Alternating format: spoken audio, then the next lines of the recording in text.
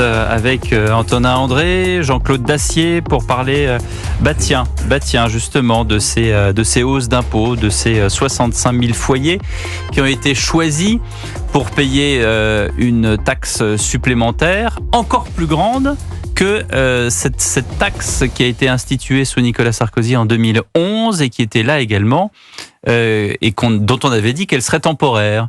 Et nous sommes en 2024 et les très très hauts revenus en France, c'est-à-dire plus de 250, plus de 500 et plus d'1 million par an, continuent à payer, c'est-à-dire que plus de 250 000, vous payez 3% de plus que 45% la dernière tranche d'imposition, donc 48.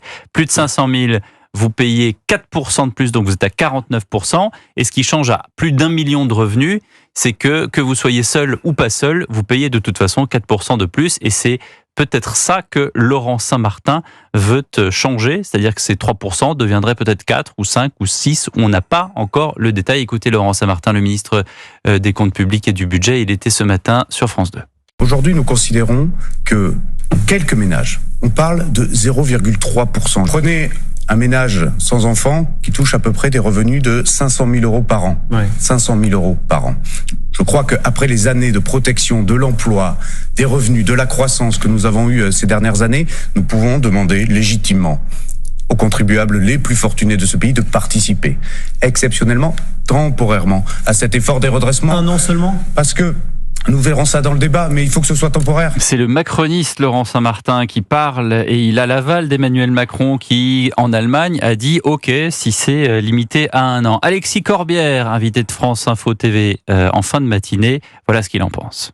C'est la moindre des choses que les plus riches soient sollicités. Il faut aller au-delà des 0,3%. Il faut bien évidemment avoir une révolution fiscale qui crée les conditions que 80 à 90% des ménages, il ne faut pas y toucher. Nous, c'est ce qu'on propose. Mais après, les 10% au moins les plus riches doivent être davantage sollicités. Et puis évidemment, tous les surprofits qui sont réalisés par des groupes qui reversent encore plus de dividendes à leurs actionnaires, tout ça doit être réorienté vers des dépenses publiques utiles. Parce que, quel est le fond du problème ? Pourquoi le déficit a-t-il été creusé ? Là-dessus, il y a un débat de fond et un désaccord de fond. Il n'a pas été creusé parce qu'on a trop dépensé. Il a été creusé parce qu'il y a eu moins de recettes. Et dans ces conditions, Gérald Darmanin, ce ministre de l'Intérieur, ne votera pas le budget.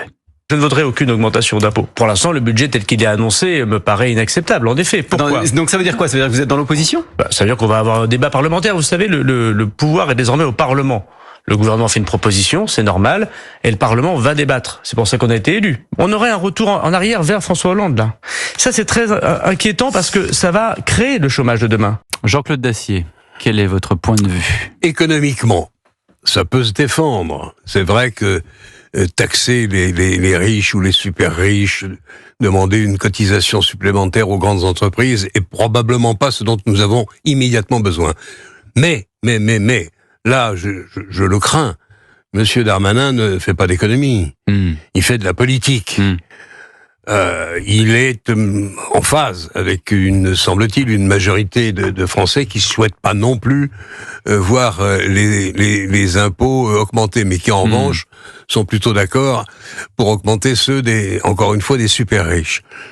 Je trouve franchement que Monsieur Darmanin, col ouvert, il a oublié de mettre sa cravate encore aujourd'hui. Il n'en met plus. Ah oui, je sais bien, oui. Il est plus ministre. Je pense que Monsieur Darmanin prend ou perd de vue ce qui me paraît devoir être l'essentiel. Et c'est notre intérêt à tous, c'est l'intérêt général de ce pays. Il faut pas se raconter de crack en 15 jours ou 3 semaines. Le budget de 2025 est infaisable. Il va être fait comme ils pourront en travaillant jour et nuit. Les économies vont pas y suffire.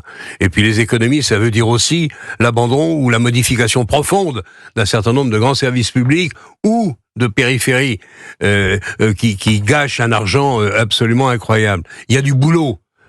Et je pense que sur le budget de l'année prochaine, il suffira pas de faire des économies. Alors, il y a combien ? Il y a 40 ou 45 milliards d'annoncés ? 60 milliards. 40 milliards d'économies et 20 milliards de... Voilà, c'est ça. Non, 40 voilà. 40 milliards de réduction des dépenses et 20 j'ai milliards tendance à penser qu'il faut que le Premier ministre et son équipe réussissent son affaire, réussissent.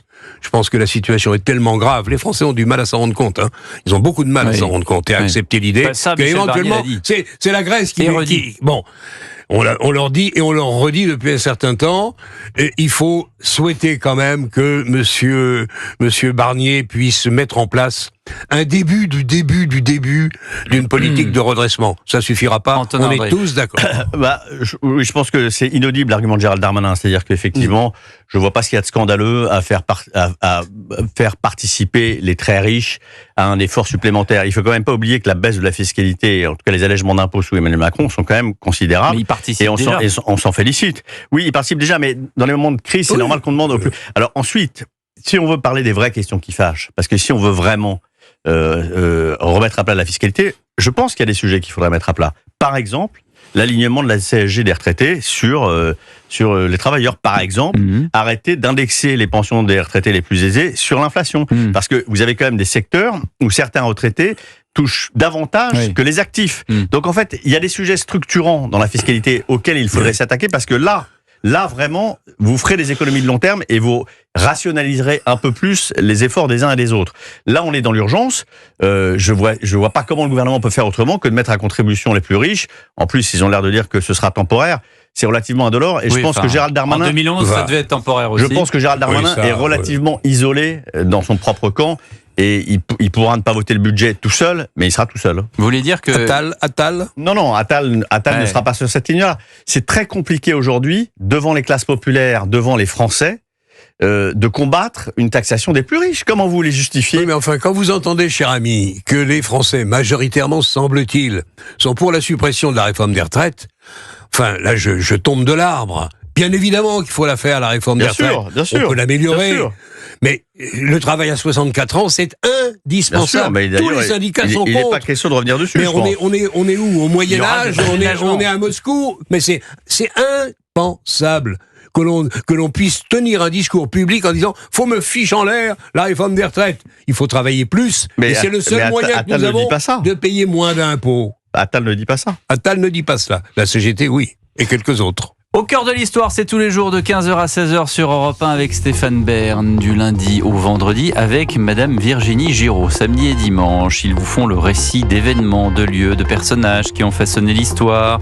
Et demain, vendredi, Stéphane Bern vous racontera l'histoire de l'université de la Sorbonne. Tous les épisodes d'Au cœur de l'histoire sont à retrouver dès maintenant en replay, en podcast sur europe1.fr et l'application Europe 1. À tout de suite sur Europe 1. 19h, 21h, Europe 1 Soir.